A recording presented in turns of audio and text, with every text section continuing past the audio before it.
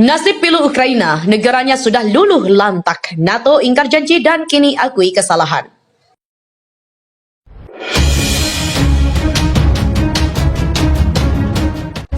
Presiden Amerika Serikat Joe Biden menegaskan setelah siap jika terjadi perang dunia ketiga, tetapi bukan di Ukraina.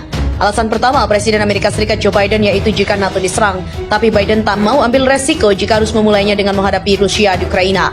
Hal itulah yang membuatnya menolak untuk menerapkan zona larangan terbang di langit Ukraina. Saat kami memberikan dukungan ke Ukraina, kami akan melanjutkan untuk berdiri tegak dengan sekutu kami di Eropa dan mengirimkan pesan yang jelas bahwa kami akan membela setiap jengkal wilayah NATO, kata Biden di Philadelphia. Jika mereka bergerak sekali, kami akan merespon. Memang itu perang dunia tiga, tapi kami memiliki kewajiban suci di wilayah NATO. Biden menegaskan kembali bahwa AS tidak akan mengambil resiko dengan pertempuran melawan Rusia di Ukraina, termasuk tak akan menerapkan zona larangan terbang. Biden juga menolak tawaran untuk menutup langit di atas Ukraina.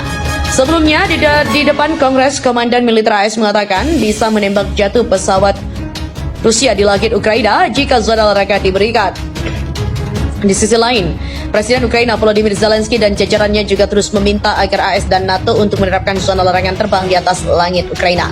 Menurut Zelensky, hal itu bisa melindungi Ukraina dari usaha Rusia melakukan serangan udara dan pengeboman. Tetapi AS dan NATO menegaskan tidak akan memuluskan permintaan itu, karena jika melakukan hal itu berarti telah mendeklarasikan peperangan dengan Rusia. Di mana sebelumnya, Perdana Menteri Inggris Boris Johnson sempat mengungkapkan dirinya merasa tersiksa harus menolak permintaan Zelensky itu. Tapi dia menegaskan bahwa hal itu beresiko untuk menimbulkan perang terbuka dengan Rusia. Takut pada Rusia, NATO tak izinkan Ukraina masuk jadi anggota. Sekretaris Jenderal NATO Jens Stoltenberg membeberkan alasan mengapa Ukraina belum menjadi anggota mereka dan penyebab tidak menerapkan zona larangan terbang di negara itu. Dalam wawancara dengan kantor berita AFP pada Jumat di sela-sela forum perdamaian di Antalya, Turki, Stoltenberg menyebut keanggotaan Ukraina di NATO adalah tergantung pada keputusan Kiev. Ukraina lah yang memutuskan apakah mereka ingin menjadi anggota atau tidak, dan kemudian pada akhirnya 30 sekutu akan memutuskan masalah keanggotaannya. Di mana sebelumnya dalam wawancara yang disiarkan ABC News, Presiden Ukraina Volodymyr Zelensky berkata bahwa dia tidak lagi mendesak untuk menjadi anggota NATO. Masalah rumit yang menjadi salah satu alasan Rusia menyerang tetangganya yang pro-barat itu. Kami menghormati keputusan Ukraina terlepas dari apakah mereka mengajukan atau tidak mengajukan keanggotaan ini. Adalah keputusan Ukraina yang berdaulat. Masalahnya adalah Rusia tak menghormati kedaulatan itu. Mereka menggunakan kekuatan militer melawan negara berdaulat yang merdeka karena mereka tidak menyukai keputusan mereka di bawah jalan yang telah mereka pilih. Kenapa NATO tak terapkan zona larangan terbang? NATO juga tidak ingin menginvasi Rusia ke Ukraina meluas ke konflik terbuka antara aliansi tersebut dengan Moskwa. Ia memperingatkan zona larangan terbang kemungkinan akan mengarah pada perang skala penuh. Penolakan NATO terhadap permintaan Ukraina untuk memberikan perlindungan udara dari rudal dan pesawat tempur Rusia telah menuai kritik keras dari Kiev yang menuduh aliansi itu memberikan Moskwa lampu hijau untuk melanjutkan serangannya. Kami bertanggung jawab untuk mencegah konflik ini meningkat di luar perbatasan Ukraina menjadi perang penuh antara Rusia dan NATO. Dia memperingatkan zona larangan terbang di atas Ukraina kemungkinan besar akan mengarah pada perang penuh antara NATO dan Rusia, menyebabkan lebih banyak penderitaan, lebih banyak kematian dan kehancuran. Menurut Stoltenberg, zona larangan terbang di atas Ukraina berarti NATO harus menghancurkan sistem pertahanan udara Rusia, tidak hanya di Ukraina, tapi juga di sekitar Belarus di Rusia. Itu berarti kita harus siap menembak jatuh pesawat Rusia karena zona larangan terbang bukan hanya sesuatu yang Anda nyatakan, harus Anda terapkan. Stoltenberg menambahkan, yang paling penting adalah Presiden Vladimir Putin harus mengakhiri perang yang tidak masuk akal ini.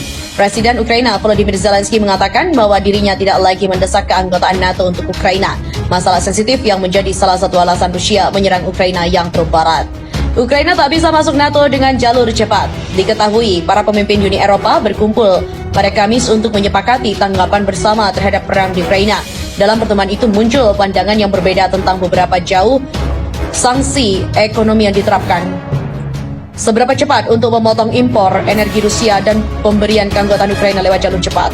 Tetapi para pemimpin Uni Eropa lain juga menjelaskan bahwa Ukraina tidak akan diizinkan untuk bergabung dengan Uni Eropa dengan cepat. Usulan keanggotaan Uni Eropa juga telah diupayakan oleh Presiden Ukraina Volodymyr Zelensky dan mendapatkan dukungan dari tetangga Ukraina di sisi timur. Sementara Kanselir Jerman Olaf Scholz mengatakan Uni Eropa harus mendalami kemitraannya dengan Ukraina daripada berbicara tentang keanggotaan yang akan membutuhkan kedaulatan dan kebulatan suara dari 27 negara anggota. Seoul juga mengomentari apakah Uni Eropa harus melarang impor minyak Rusia yang juga akan membutuhkan persetujuan semua anggota dan sejauh ini telah dikesampingkan oleh Berlin. Rusia memasok sekitar sepertiga dari kebutuhan gas dan minyak mentah Jerman. Namun sanksi yang lebih keras didukung oleh Perdana Menteri Latvia Krisjanis Karins. Kita harus menghentikan ini, Ukraina sedang berjuang melawan pertarungan kita. Mereka sedang berperang melawan militer dan kita harus memasok mereka dengan segala cara yang memungkinkan. Dengan sanksi kita harus berlangkah lebih cepat dan lebih jelas. Bertemu di istana Versailles yang mewah di luar Paris, para pemimpin Uni Eropa menapaki garis tipis antara keinginan mereka untuk mendukung Ukraina dan untuk menghindari resiko tersedot ke dalam perang dengan Rusia yang bersenjata nuklir. Dia mengajak pemimpin Uni Eropa lain untuk berhati-hati dalam pemberian keanggotaan Ukraina. Tepat sebelum KTT, Macron dan juga Seoul menuntut gencatan senjata segera di Ukraina selama panggilan telepon bersama dengan Presiden Vladimir Putin. Perang di Ukraina adalah trauma yang sangat besar, tapi itu juga sesuatu yang pasti akan membawa kita untuk sepenuhnya mendefinisikan kembali struktur Eropa. Dikutip dari media Rusia TASS, pihak Uni Eropa dianggap membuat kesalahan besar dengan menjanjikan keanggotaan NATO ke Ukraina. Perlawanan tinggi Uni Eropa untuk urusan luar negeri dan kebijakan keamanan Josep Borrell pun mengakui hal itu. Hal itu disampaikan dalam sebuah wawancara dengan stasiun TV LCI pada Jumat. Ia mengungkapkan ada saatnya pihaknya bisa bereaksi lebih baik terkait dengan sesuatu hal. Sebagai contoh, mengusulkan hal-hal yang tidak bisa Uni Eropa jamin, khususnya terkait dengan bergabungnya Ukraina ke NATO. Dia pun mengakui bahwa janji untuk memasukkan Ukraina ke NATO adalah sebuah kesalahan. Padahal di sebelumnya, kepala diplomasi Eropa itu mengakui jika Barat juga telah mulai membangun jalinan hubungan dengan Rusia. Ukraina pun tak akan menyerah. Sebelumnya, melalui video telekonferensi, Presiden Ukraina Zelensky berjanji tidak akan menyerah. Dalam pidatonya, dia mengutip frasa terkenal sastrawan William Shakespeare. Zelensky menegaskan hasrat kebebasan rakyat Ukraina. To be or not to be? Anda tahu, pertanyaan dari Shakespeare ini dengan baik. 13 harian lalu, pernyataan ini masih bisa diajukan tentang Ukraina, tapi sekarang tidak jelas, menjadi jelas untuk bebas. Demikian kata Zelensky.